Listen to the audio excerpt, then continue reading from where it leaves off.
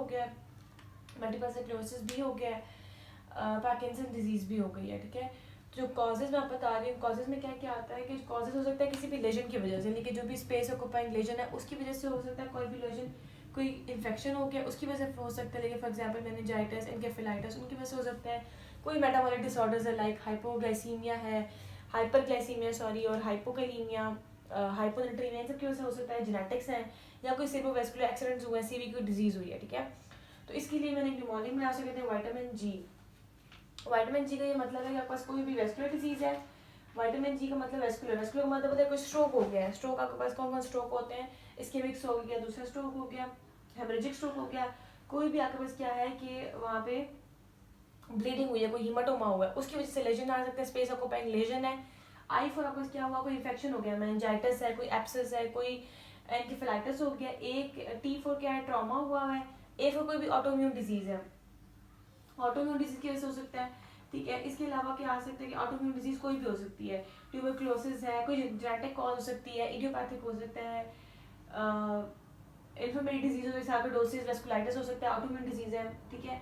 Metabolic में जो मैं बता चुकी हूँ, M for metabolic like hyperglycaemia, hyponatraemia, hypocalcaemia, इन सबसे हो सकता है, और हाइपोक्सिया से भी हो सकता है। इडियोपैथिक हो सकते हैं, इडियोपैथी में आपके पास जो होते हैं, कोई एपिलेप्सी बच्चे को होगी है, बिनाइन ऑक्सीपिटल एपिलेप्सी, उसमें हो सकता है। एंड फॉर कोई भी न्यूप्लाज्म हो सकता है, कोई भी आपके पास मेलिग्नेंसी, उसकी वजह से हो सकता है। या जी फॉर जेनेटिक डेवलपमेंट, जेनेटिक में क्या क्या कॉज आ सकती है, फॉर एग्जांपल ट्यूबरक्लोसिस हो गई है, ठीक है, फैमिली में इनहेरिटेड है ट्यूबरक्लोसिस की। या क्या है कि वहाँ पे कोई बॉर्न निपल डिजीज होती है, उसकी वजह से हो सकता है। ऑटोसोमल डोमिनेंट कोई डिजीज है, एपिलेप्सी हो सकती है, इसके बाद डॉटरी फीचर्स आते हैं, उनकी वजह से हो सकती है, कॉज हो सकती है। मेनिंजाइटिस है, एनकेफेलाइटिस, ये सारी कॉज हो सकती हैं जो कि आपके पास एपिलेप्सी को लीड करती हैं। फोकल और जनरलाइज आपको क्या करेंगे, एपिलेप्सी ही होगी। तो पेशेंट को जो सीजर्स होते हैं वो प्रोलॉन्ग करके एपिलेप्सी बनते हैं। अब इसकी जो इन्वेस्टिगेशन है वो डिपेंड कर रही होती है कि इन्वेस्टिगेशन हमने क्या करनी है। सिंगल सीजर का मतलब होता है कि अगर एक पेशेंट आया आपके पास और उसको कहता है कि कभी इसको जिंदगी में फिट्स नहीं, डॉक्टर साहब उसके साथ जो उसका पेशेंट का अटेंडेंट है वो कह रहा है कि डॉक्टर उसको कभी भी जिंदगी में फिट्स नहीं पड़े, इसको पहली बार फिट्स पड़े, ठीक है। और एक पेशेंट आपके पास आता है वो कहता है कि इसको हर बार ऐसे दौरे पड़ते हैं। तो एपिलेप्सी में जो ट्रीटमेंट, जो इन्वेस्टिगेशन है आपने इस बेस पर करना है। एक पहले अगर आपको सिंगल ऐसी ईसीजी करवानी है, 12 वीक आप उसकी ईसीजी करवाओगे, या उसकी आप ईईजी करवाएंगे। जो हम उसकी 12 लीड ईसीजी करवाएंगे उसमें नहीं कोई स्कीमिया तो नहीं हुआ हुआ, कोई स्कीमिया तो नहीं है, कोई स्ट्रोक की वजह से तो नहीं हो रहा, कोई हार्ट का पेशेंट है, कोई उसकी वजह से तो नहीं है, ठीक है। सीटी हमारे करवाते हैं, सीटी में हम देखते हैं कि स्पेस एक्वाफाइन कोई लेजन तो नहीं है, कोई हमें कोई मास तो नहीं मिल रहा। उसकी वजह से जब पेशेंट की सीटी करवाते हैं, एमआरआई करवाते हैं, तो हमें देखते हैं कि मास तो नहीं है, कोई ट्यूमर तो नहीं पड़ा हुआ, वो करवाएंगे, ठीक है। ईईजी करवाएंगे, ईईजी में आपको क्या मिलेगा कि स्पाइक वेव्स मिलती है, ठीक है। हर एपिलेप्सी में फॉर एग्जांपल आपके पास टॉनिक क्लॉनिक की और स्पाइक वेव्स होती है, मायोक्लॉनिक की और होती है, एब्सेंट सीजर की 3 स्पाइक वेव्स होती है। एमसीक्यू आता होता है कि 3 स्पाइक वेव्स प्रेजेंट होती है एपिलेप्सी की एब्सेंट सीजर में, ठीक है। तो एब्सेंट सीजर्स होती है, हर जो एपिलेप्सी की टाइप होती है उसकी स्पाइक वेव्स डिफरेंट होती है, डिपेंड करता है कि टाइप ऑफ सीजर क्या है, ठीक है। फिर हम देखते हैं कि फैमिली हिस्ट्री, ईच डिपेंड करता है कि फैमिली हिस्ट्री अगर पॉजिटिव है तब हम करवाएंगे। अगर ड्यूरेशन ज़्यादा है, लाइक जो आपके पास एक फिट आया है, जो आपको एक भी उसको फिट आया तो वो आपको मोर देन 20 मिनट्स का, तो हम उसकी ईजी जरूर करवाते हैं, ठीक है। और कोई एबनॉर्मल कॉज है, ठीक है। और मेटाबॉलिक हम रूट आउट कर लेंगे कि आपको ये हम उसका ब्लड ग्लूकोज करवा लेंगे, ठीक है, ग्लूकोज लेवल करवा लेंगे। अगर उसका हम करवा लेंगे कि इलेक्ट्रोलाइट्स करवा लेंगे तो उसमें पता क्या मिलेगा, हाइपोनेट्रीमिया, हाइपोकैल्सीमिया, हाइपरग्लाइसीमिया मिलेगा ग्लूकोज में। तो मेटाबॉलिक कॉजेज को भी रूल आउट करेंगे। हाइपरग्लाइसीमिया मोस्ट कॉमन कॉज होती है पेशेंट को फिट्स पार होते हैं।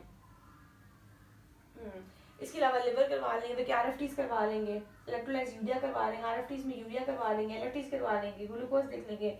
इन्फेक्शन का भी कर सकते हैं कि इन्फेक्शन में हम क्या करवा सकते हैं, सीबीसी देखेंगे तो क्या होगा, डब्ल्यूबीसी काउंट रेज्ड होगा, डब्ल्यूबीसी काउंट रेज्ड होगा, डब्ल्यूबीसी काउंट रेट वो करेंगे। इसके अलावा जो है हम डब्ल्यूबीसी काउंट करवा लेंगे। या ऐसा होगा कि जब आपके पास आपको लग रहा है कोई इन्फेक्शन हुआ हुआ है, तो इन्फेक्शन की क्या करेंगे कि मेनिंजाइटिस में रूल आउट करने के हम उसकी सीएसएफ एनालिसिस करवा लेंगे फॉर रूल आउट कि एनकेफेलाइटिस तो नहीं है, मेनिंजाइटिस तो नहीं है, एनकेफेलाइटिस तो नहीं है, ठीक है। अगर आपको लग रहा है कि ये कॉज जो है किसी भी इन्फेक्शन की वजह से, तो आप उसमें आप चेस्ट एक्सरे भी करवा सकते हो, कोई रेस्पिरेटरी इन्फेक्शन लग रहा है तब करवा सकते हो, सीरोलॉजी करवा सकते हैं, या हम उसका ब्लड कल्चर भी करवा सकते हैं। अगर आपको ऑटोइम्यून डिजीज लग रही है कोई भी, तो आप अगर वेस्कुलाइटिस सस्पेक्ट कर रहे हो या आपको लग रहा है कि सार्कोइडोसिस वगैरह, तो आप ESR और CRP को क्या करेंगे, जो आपके पास इंफ्लेमेटरी मार्कर्स हैं वो ब्रेस्ड होंगे, ठीक है।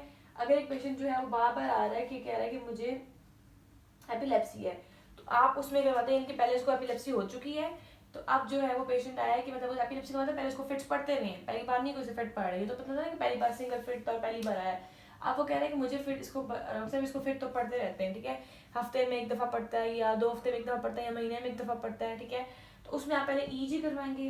EG के लिए हमको देखते हैं कि सैलेंट EG करवाते हैं, एम्बुलेटरी ECG, बहुत सारी ECGs आ गई हैं, इलेक्ट्रोएन्सेफेलोग्राफी ना, एम्बुलेटरी EGs होती है, जिससे हमें एम्बुलेटरी होते हैं, स्कैन्स होते हैं, एम्बुलेटरी अल्ट्रासाउंड होते हैं, मोमेंट्री का मतलब मूवेबल है, ठीक है, वो करवा सकते हैं। स्ट्रक्चर लेजन के लिए हम क्या करवाएंगे, CT-MRI करवा सकते हैं।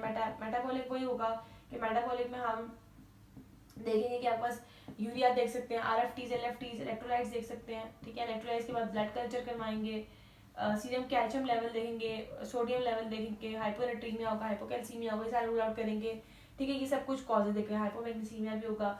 और एक होती है वीडियो वीडियो भी हो सकती है EG, ठीक है, वीडियो टेलीमेट्री EG भी होती है। इसके अलावा वही इन्फेक्शन को रूल आउट करने के लिए हम वही करेंगे इसमें कि वही ये करेंगे, CSF एनालिसिस करेंगे, चेस्ट एक्सरे करेंगे, same chest x ray, histology, blood cultures वगैरह करवाएंगे। मैनेजमेंट में आपको बताना होता है कि पहले पेशेंट की मैनेजमेंट करनी होती है, मैनेजमेंट की ट्रीटमेंट, ठीक है। मैनेजमेंट में आपको बताना होता है पेशेंट को कि आपने जो है उसको कुछ 4-5 चीज़ें आपने बतानी है, ठीक है। यस, मैनेजमेंट में आपको उसको बताना होता है कि फर्स्ट एड देना होता है। फर्स्ट का मतलब होता है कि आपने उसको बताना है मैनेजमेंट,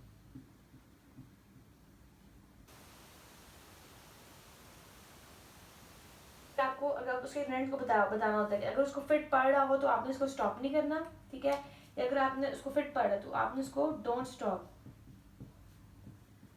ठीक है। और आपने उसको पेशेंट को करना होता है, अवे करना होता है, अवे करना होता है, अवे पेशेंट फ्रॉम जो आपको लग रहा है कि इससे नुकसान होगा, लाइक आप फायर से अलग कर सकते हो, किसी हैवी मशीनरी से अलग कर सकते हो, ठीक है, इन चीज़ को अलग करोगे, वाटर से अलग कर लोगे, ठीक है। अगर वो टंग बाइट कर रहा है तो उसे करने दें, आपने उसके don't put anything in the mouth, आपने उसके मुंह में कुछ भी नहीं डालना, ठीक है, पानी तक भी नहीं डालना, कुछ भी नहीं डालना, ठीक है।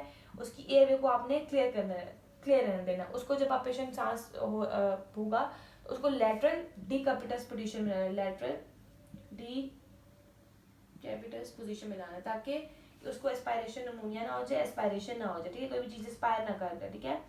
5 मिनट अगर आपको देखना है कि 5 से 6 मिनट 7 मिनट से अगर आपको ठीक नहीं हो रहा तो आपने उसको फ़ौरन कहाँ लेके जाना है, हॉस्पिटल में, उसे काउंसिल करना है कि अगर आपको उसके कन्वर्जन ज़्यादा हो रहे होते हैं तो आपने रिग्रेशन हो रही होती है।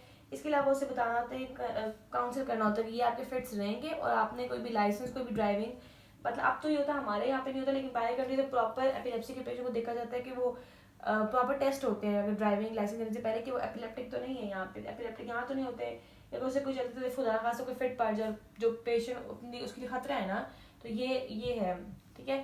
इसके अलावा जो अगला है वो क्या है कि हम उसको कैसे मैनेज करेंगे, तो मैनेजमेंट हम जैसे एंटी एपिलेप्टिक ड्रग्स देंगे। जो एंटी एपिलेप्टिक ड्रग होती हैं वो भी डिपेंड कर रही होती है कि आपके पास कौन सी टाइप है। फॉर एग्जांपल अगर आपके पास नॉर्मल है, कौन सी टाइप है कि फोकल सीजर्स है, तो फोकल सीजर की फर्स्ट लाइन ड्रग होती है या तो एमसीक्यू में लेमोट्राइजीन, ठीक है, लेमोट्राइजीन, ठीक है। अगर एब्सेंस का बहुत होता है, इसका दूसरा नाम क्या है, पेरिटमॉल सीजर, तो वो उसका दूसरा उसमें कौन सी फर्स्ट लाइन, एथोसुक्सिमाइड, एथोसुक्सिमाइड। फिर होते हैं दो टाइप्स के, जनरलाइज टॉनिक क्लॉनिक सीजर्स या एक होते हैं मायोक्लॉनिक सीजर्स।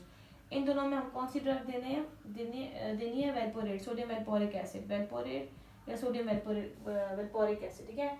एंटी एपिलेप्टिक ड्रग्स देनी होती हैं। फिर पेशेंट को बताना होता है कि आपने एक ड्रग जो है वो पूरी लेनी है, आप उसको बताओगे, आप उसे काउंसिल करोगे, आपने अगर आपने जो नहीं डोज देनी होती है, फॉर एग्जाम्पल मैंने लेमोट्राइजीन एक पेशेंट को दिया है, जब तक मैं उसकी मैक्सिमम, मैंने फिर उसको स्टार्ट किया था फॉर एग्जाम्पल 250 से, फिर मैंने उसकी ड्रग 5 मिनट कर दी, तो उसे आराम नहीं आता तो कहते 750 कर दूंगी।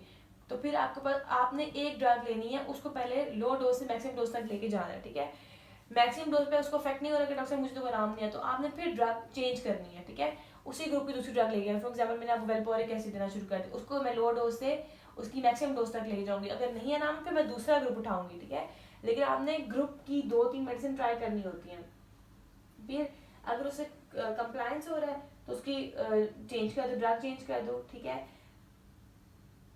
फिर आपने उसको बताना होता है कि अगर आपने जो ड्रग लेनी होती है, आप ये समझाओगे उसे, फिर आप उसे ये बताओगे कि आप, अगर आपने उसको विड्रॉ करवानी है, अगर एक पेशेंट कहता है कि अगर एक बंदे को 2 महीने से, अब कह रहा है मुझे 2 साल से, या दो दो जो है कोई फिट नहीं पड़ा, डॉक्टर साहब मैं आपके पास आया कि डॉक्टर साहब मुझे, तो मैं दवाइयाँ सारी ज़िंदगी लेता हूँ, तो अगर उसे जो है, अगर तो आप कहोगे कि अगर आपको 2 महीने से कोई फिट नहीं पड़ रहा, 2 साल से कोई फिट नहीं पड़ रहा, तो फिर आप क्या करोगे कि उसे कहोगे कि आपको हम दवाई छुड़वाएंगे, आप उसे काउंसिल करोगे कि हम आपकी दवाई छुड़वाएंगे, हम एकदम आपकी दवाई नहीं छुड़वा सकते, हम आहिस्ता आहिस्ता उसकी टेपरिंग करेंगे ना, आहिस्ता आहिस्ता आपको दवाई छुड़वाऊंगा।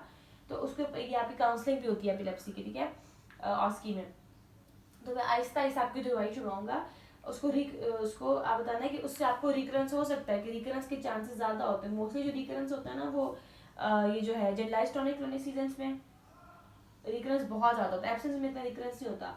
तो आप पेशेंट से पूछते हो क्या मैं ऐसा करूँ, आपकी दवाई या तो खाना चाहते हैं या मैं आपकी दवाई छुड़वाऊँ, तो फिर ऐसे छुड़वाऊँगा, ठीक है। इसके अलावा आप सारी इसकी काउंसलिंग करोगे कि मैं आपकी दवाई छुड़वाता हूँ, तो आप क्या चाहते हैं कि आपको दवाई कम किस तरह किस डोज में करूँ, सब आप उससे पूछोगे, ठीक है। एकदम आपने कभी भी, क्योंकि उसके इफेक्ट्स, आफ्टर इफेक्ट्स बहुत बुरे होते हैं, एकदम आप दवाई छुड़वाते हो, कभी भी कोई भी आपने न्यूरोलॉजिकल डिजीज की या कोई भी ब्रेन की डिसऑर्डर्स की दवाई होती है, कभी भी आपने एकदम नहीं, जैसे हम कहते हैं, जैसे हम नॉर्मली ये करते हैं, एक दिन एंटीबायोटिक ली, अगले दिन जी दूसरे दिन ली, तीसरे दिन छोड़ दी, तो हमने ऐसे कभी भी नहीं करना।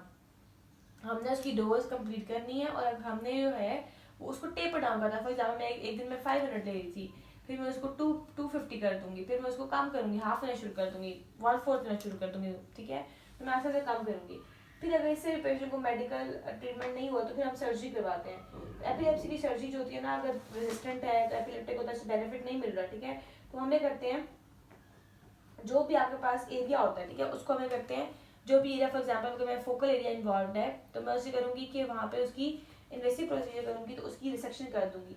जो भी फोकल एरिया, फॉर एग्जांपल मेरा फोकल एरिया इन्वॉल्व था फ्रंटल का, तो मैं उसकी क्या करूंगी, उसको रिमूव कर दूंगी। बहुत कॉम्प्लिकेटेड सा है, लेकिन है लेस मिनट से जो ट्रीटमेंट्स होते हैं, जैसे वेगल नर्व की स्टिमुलेशन कर देना या डीप ब्रेन स्टिमुलेशन कर देना, वो भी हेल्पफुल है। जो मोस्ट कॉमनली आपके पास की जाती है वो कौन सी होती है, लेकिन ये मच मैच बेटर है, क्योंकि जो आपके पास फोकल होती है, फोकल वैसे प्रोसीजर्स हैं, उसमें आप जाते हो, वो पूरा एक पोर्शन रिमूव करते हो, डीप ब्रेन स्टिमुलेशन टेस्ट करवाती हो या नर्व स्टिमुलेशन टेस्ट, ठीक है। That's all. इसके अलावा जो